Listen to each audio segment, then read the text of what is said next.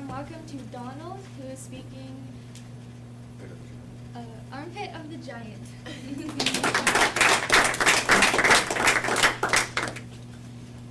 Beetlejuice, Beetlejuice, Beetlejuice. What does that have to do with the armpit of the giant? Well, the Beetlejuice is actually from the Arabic, which is corruption of the phrase armpit of the giant. Not the movie star or the movie, but the actual star itself.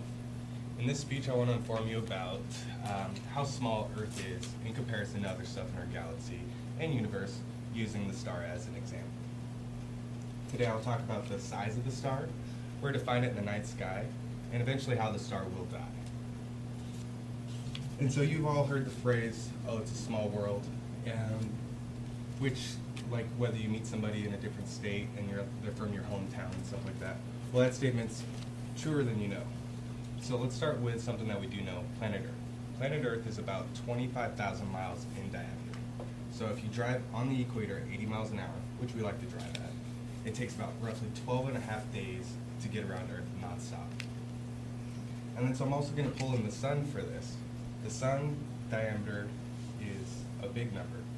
It's 864,900 miles in diameter. Again, I'm going down to driving again nonstop, 450 days at 80 miles an hour.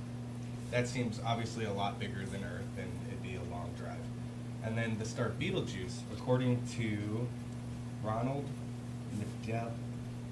Madeline of the National Radio Astronomy Observatory, the diameter of Betelgeuse is 700 million miles. So to drive 80 miles an hour at the equator, I guess you'd call, Betelgeuse, it would take roughly 364,583 days nonstop, which is just roughly under 1,000 years to move around that. And so Betelgeuse being so large, in comparison to our planet or our sun, if Betelgeuse was our sun, it would basically stretch all the way out to Jupiter, and so the inner planets would basically be non-existent. And with it being such a large planet, you'd think it'd be really easy to find in our night sky.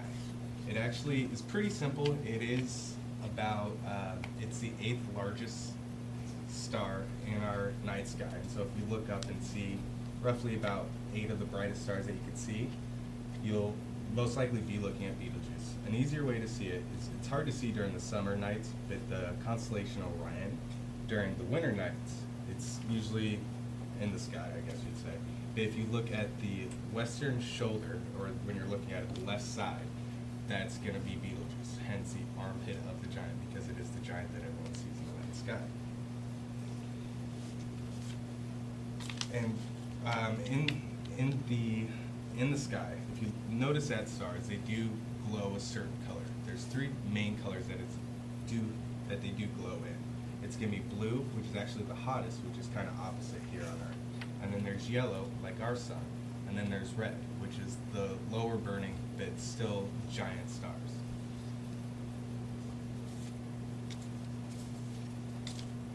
And the giant stars usually are called supergiants, and this one, Betelgeuse being a red star, it's called the red supergiant. Stars burn up in what's called nuclear fusion. Our sun, for example, not being such a large star, only breaks down certain elements, starting from hydrogen to helium and so on and so forth. Well, with supermassive stars, they break down all the way down to iron. And when a star breaks down to iron, it does not end well. It basically turns into a giant explosion in a matter of seconds from the second the first iron molecule is formed, because there's nowhere to go from that, and gravity just continues to crush it. As you can tell, I'm a nerd, and I actually am excited about this. Sorry about that.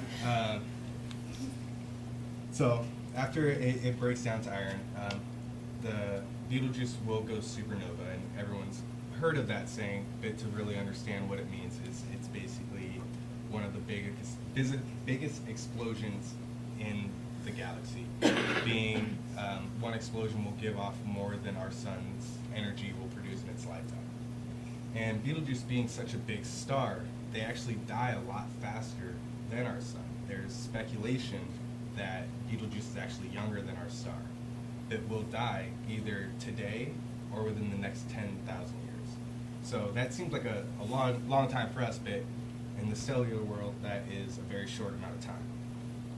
Because the distance at where Jupiter is a lot, again, a big number.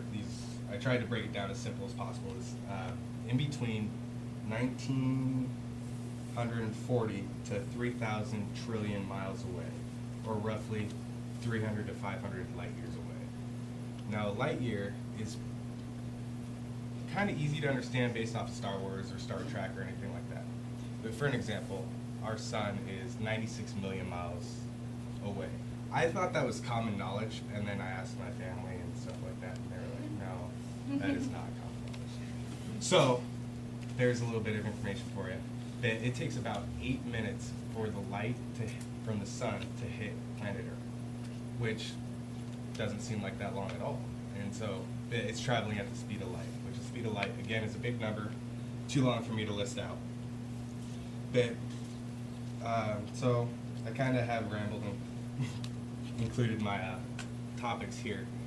But I talked about the size of Jupiter, where to find it in the night sky, and how it is going to die.